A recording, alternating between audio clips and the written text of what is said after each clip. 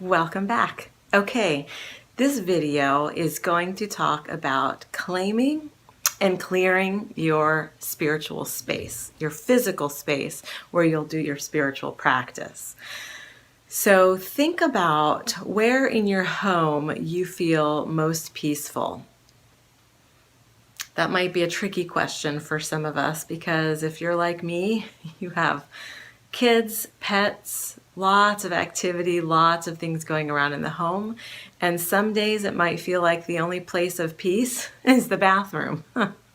So no, your spiritual space is not going to be limited to the bathroom. But really give some careful consideration to where in your home you can create a sacred space. Where is there just a little bit of room for you to retreat to, either when things get chaotic, but really for your daily practice, where you can know that there's a door you can close to sort of separate yourself off and create some of that space, or that you can let the other family members know that you are just not to be disturbed during the time that you are in there, and let them know when you're going to be in there. This might be an area of your bedroom. This might be a living room area or a more open area. It might be an outdoor area in your yard or your garden, your patio, your front porch, anywhere. Give some careful thought to that because you want to spend some time creating a sacred space in that space that you'll be using for your spiritual practice. It doesn't have to be perfect, but it does have to be somewhere where you feel good, where you feel it is inviting, where you get excited and look forward to going there and going within. So a lot of people do all sorts of things to transform their space into a more sacred space. Some people use salt lamps. Some people use crystals. Some people light candles. Some people play music. Some people bring in really comfortable, soft furniture or cushions that are inviting and comfy and cozy, a blanket to drape over themselves. Sky's the limit here, guys. You can do anything you want. What you don't want to do is use that as a delay mechanism, as a way to distract you from the purpose here. Because remember, the purpose is just for you to go to that space. Doesn't have to be perfect, doesn't have to be beautiful, doesn't have to have anything in it. Sometimes my space is my closet and I throw a cushion on the floor, or I have this like a little pillow I can lean back against so that I'm not pushing my back against my closet drawers. But that's it. It's just me and my hanging clothing and a cushion. So do not use this as an excuse to make a space perfect before you start your spiritual practice. No, we're not doing that. Create it now and build on it as you go, but find things that are meaningful to you. Maybe nature is very meaningful to you, and so you might be out on a walk in nature or walking your dogs and see a beautiful stone. Maybe you want to pick that up and add that to your sacred spiritual space. Maybe you have a special piece of jewelry that it was handed down to you in your family or given to you by someone very special. That can go there. You can use crystals and all of those other beautiful things that hold a powerful energy, but you don't have to. Make it your own. Make it functional, but make it, and make it now. Give some thought to that. There are also people who specialize in helping others to create sacred space. They have a keen eye for things and energies that would blend really well together and lend itself to a higher vibration. You can do that too, but don't use it as an excuse to delay. Go ahead and get started with whatever you have going on. Make do right now, and then create it more as you go. Get inspired more as you go deeper into your practice. So that's how to claim your physical space that will be used for your spiritual practice. And it doesn't have to be just one area, although to keep it simple, I recommend doing just that one area where you can regularly return to and go to every day. But you can switch it up and go different places. My example of using my closet, I'm not always in my closet. Thankfully, I'm not just a closeted spiritual seeker. I go to my patio sometimes, and I don't bring anything with me. I just go and I sit out on a place on my patio on one of my comfortable chairs, just listening to the breeze and being in nature and going within, doing my meditation there, or maybe doing some chanting there, or prayer, whatever it is. And you can break this up as well. You don't have to do it all in one location all at the same time. Let your practice flow with your day. Your day may be chaotic, and so you might need to break it up. You might only have 10 minutes when you wake up in the morning because something unforeseen came up. It requires your immediate attention. That's okay. You can grab another 10 minutes later on and another 10 minutes before bed. You can make it work. Just flow. This is about being in flow and being flexible and being open to receiving guidance. And if we're too stringent about having things look perfect or having it all be done in one way at one time, it will fall apart. You will not stick with it. So flow with it. Be flexible, be open, be receptive, and have a sense of humor. The second step to creating your sacred space, claiming your physical space and making it sacred, is to smudge, to burn sage. I can't highlight this enough because I do this probably not as often as I should, but still on a fairly regular basis.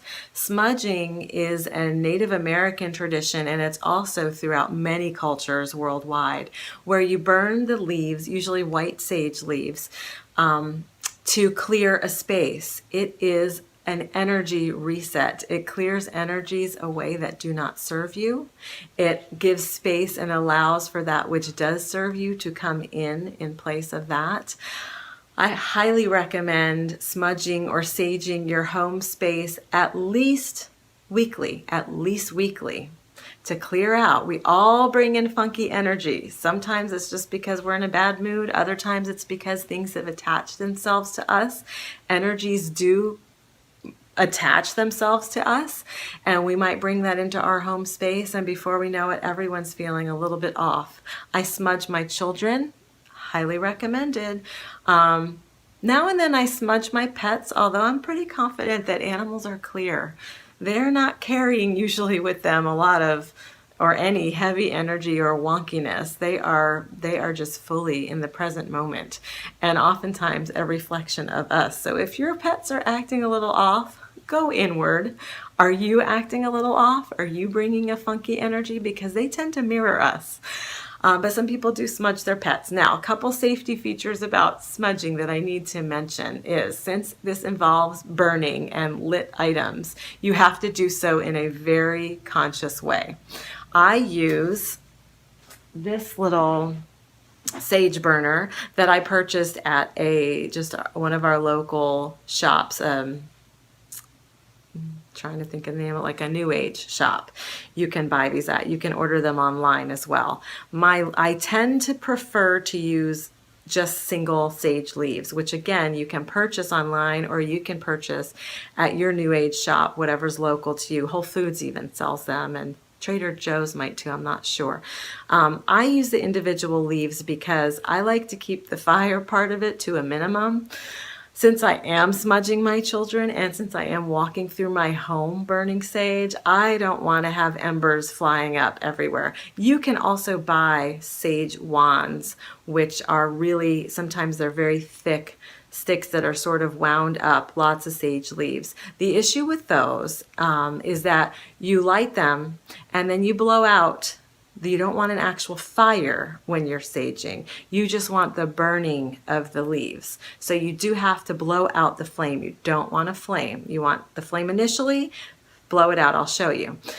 With those big wands, they tend to smoke a lot, so they will fill a room very quickly. And for anyone that's sensitive to smells, sage is a very strong smell. It's a very powerful smell. It might remind you of your college dorm days because it does smell a little bit like marijuana. I happen to like the smell of sage, but it does, those bigger wands, the sage sticks, they're called, they fill a home and a room with a lot more smoke a lot more quickly. So if you do opt for that, know that and err on the side of less. The other piece of that is if you do light the sage stick, the wand, you have to put the fire or put it out, stop the smoking part of it when you're finished. And that is done by pushing it in some dirt, almost like you would see someone mash out a cigarette in dirt too, and the smoking part of it. You have to do that with those. You can't just, they don't just stop burning generally very easily. With these, however, with what I use and what I recommend, these individual leaves, you can buy in little baggies. They're so small that they burn a lot shorter of a time. And generally the whole thing does not burn down. I might just get, I was doing a group last week, and you can see just this little leaf I used for a group. So only part of it burned, and the rest of it, I didn't have to blow it out. It just kind of stopped smoking on its own. So I'm going to light this, and I'm going to show you how to smudge. Let's see if I can coordinate this to do it without starting a major fire. Whew. Okay. So I just hold the match to some of the dry leaves until they catch. Okay, and then like I said, you don't want the flame, you just want the burning of the leaf. Blow it out, you can see the smoke. I have a lid for this, highly recommend it as well. Stay safe with your saging. Okay, so this is what I do. This is what I do as I walk around my home. This is what I do as I smudge myself. So I'll do myself first, and then I'll tell you what I do for the home clearing. I circle the sage above my head, above the crown chakra, in front of me. I tend to do circles. You can do whatever you like. All the way down, around behind me. I try to get all around, and this is what I say when I do it. I am clearing myself of any energy that does not serve my highest good. Anything that may have attached itself to me that does not belong to me, that does not serve me, I am clearing away. I am making room for light and love, joy and peace, connection with the divine, humor, lightheartedness, whatever you want to call forward, state it. When you name it, you claim it. Love this. And so whatever you want to bring in, so state it. That is what creates that. When I am in my children's rooms, I pay special attention to the areas where they sleep. I carefully sage around their beds, and I will say I am clearing this space of any energy that does not serve your highest good. I'm bringing in peaceful dreams. I'm bringing in peaceful thoughts. I'm bringing in play with your angels and joy in your rest and in your sleep. I will go to their desk areas and smudge those, sage those as well, and I might say I am bringing in energy of focus, energy of empowerment, energy of success, energy of anything, whatever it is that you are wanting to call forward. First you clear, then you invoke. First you clear anything that does not serve, then you invoke what it is that you are calling forward. I sage my own bed as well. I walk around, I do every room in the house. It's good to do the high traffic areas with more careful attention and more intention. So front door, kitchen areas, living room areas where people are gathering, where you've had a lot of varying energies, clear that space and bring in more of what you want to bring in. Sage is a very, very powerful tool. It's inexpensive, it's effective. Like I said, I love the smell of it. It feels to me like a reset button on energy. When I am just feeling really out of sorts, or my children are, I say, do you want me to sage you? And they literally jump at the opportunity. In fact, 2 weeks ago, my younger son, who's 8, was in a really foul mood, cranky and crabby and just out of sorts. And I asked him, do you want me to sage you? And it had been too long since I had saged. I don't always keep up with it as often as I'm telling you guys to. But he was so excited about that prospect. So I did just what I showed you. And I spent a lot more time really clearing energy that felt uncomfortable to him, clearing energy that maybe wasn't his or maybe was his, but just really cleansing it all out. And then I asked him to join me in bringing in, what are we bringing in? Oh, we're bringing in laughter. We're bringing in joy. We're bringing in fun. We're bringing in excitement. We're bringing in school enjoyment, whatever it is. You can let your children say it, make the request for what they're wanting. And I will tell you, literally immediately, he felt like a different person. And he told me that. And he said, Mom, I don't know why we're not doing this more frequently, because it works. It totally worked. I feel totally different. I could feel it from him. I could feel it in my heart, how he had just released whatever it was and expanded and was now in a present moment. His smile returned. I'm telling you, this is good stuff. Good stuff. No reason not to do it. If you're in a real small space and you have a lot of low ceilings and there's smoke detectors around, do be careful about that. You don't want to be sending off fire alarms in your apartment building. But get some sage, use it, and see what you think. See how it helps you and supports you on your journey. It really is fantastic. Let's see if I'm missing anything else. Oh, a little trivia for those of you who like trivia. Sage, the Latin word for sage is salvia, and it comes from the word to heal. The other qualities of sage when you're burning it is to give wisdom, to bring clarity, to increase your spiritual awareness.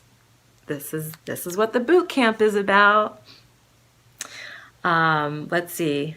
So these notes I took, it said there's no accident that we refer to wise people as sages, right? You see the connection there, wisdom. This ritual, this clearing, sage burning ritual can be as simple and quick as you need it to be, or it can be more elaborate. In fact, I haven't done this, but I have a friend who smudges her house, and she also uses a bell. So she will sage and ring a bell, which kind of clears energy out as well through the use of sound. Try, when you sage, try to, right before you start, set an intention. What are you desiring from this clearing experience? So it's not just about clearing. Get a little bit more clear about what you want. So I want to clear out this energy that I feel is heavy to me, that I feel is creating confusion maybe, or some chaos. I want to reset the chaos in my home to a more peaceful, calm state. I want to bring in a fresh perspective. I'd like to bring in an open-mindedness, an open-heartedness as I sage, to see things in a new way. Some of those are ideas for what intention you might have behind it, but have your intention first. Then as you sage, that gives more power, more expansion to your intention so that you will receive exactly what it is that you need from that ritual of saging. Let me make sure I didn't miss anything. No, I got it. I love saging, so I could go on and on about this for a long time. So go get your sage, get a safe way to burn it, a container to hold it in with a lid, because sometimes those embers do fly out, especially because I'm traveling through my home holding it. And so there's just naturally some wind that I'm creating as I move around. And every now and then a little ember will fly out of it. So do be careful about it, but definitely start that. If you don't sage already, get going on that. If you do, like me, do it more frequently. This is my reminder to myself. There is no reason not to. I already feel different right now in this moment. I feel that my energy has been even elevated higher. So enjoy your journey with saging. In our next video, I'm going to be talking you through your practice of centering and grounding your energy, clearing your energy field, and connecting to divine energy. You don't want to miss it.